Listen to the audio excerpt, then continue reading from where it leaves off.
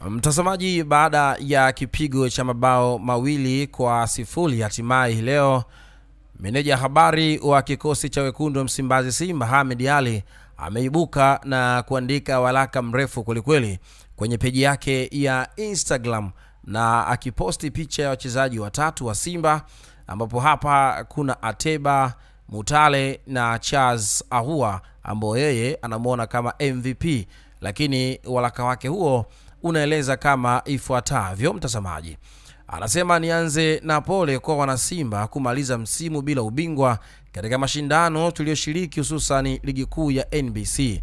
Wana Simba, tuepuke pressure za wanao tutamanisha tumefeli kupita kiasi. Ni kweli hatujapata ubingwa, lakini sote ni mashahidi kuwa timu yetu imepiga hatua kubwa sana kulinganisha na miaka ya nyuma, na hilo ndilo lilikuwa lengo letu, kutengeneza timu ya ushindani. Msimu huu tumefanikiwa kucheza fainali ya CAF ambayo tumeshindwa kufanya hivyo kwa miaka 31. Msimu huu bingwa wa ligi umeamuliwa na dakika 45 za kipindi cha pili cha mechi ya mwisho, wakati msimu uliopita tulipigania nafasi ya 3. Point tulizofikisha msimu huu hatajawahi kufikisha kwa miaka 4 iliyopita. Tulipotoka tulipo ni tofauti sana. Mwangaza wa mafanikio hauko mbali yetu kwa timu ya Simba. Si mara ya kwanza Simba kukaa miaka 4 bila ubingwa. Tushakaa miaka 5 toka 2012 hadi 2017, lakini tulijipanga 2018 tukachukua kwa miaka 4 mfululizo. Kupoteza mara 5 mfululizo dhidi ya mtani kusitufanye kujidharau. Madrid alipoteza El Clasico 4 dhidi ya FC Barcelona, tena kwa vipigo vikali, lakini katu hawawezi kuwaona wanajitukana. Sio mfano kujivunia, lakini lazima tukubali nyakati hizi hutokea kwenye mpira.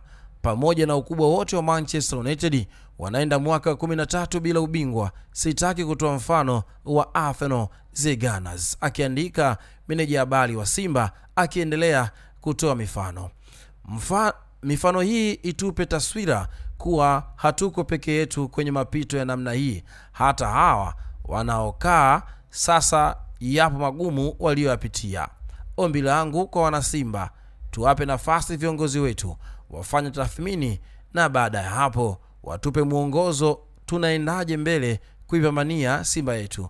Heshima yetu itarudi kwa kushikamana na kusimama pamoja. Akimaliza na kusema Simba nguvu moja.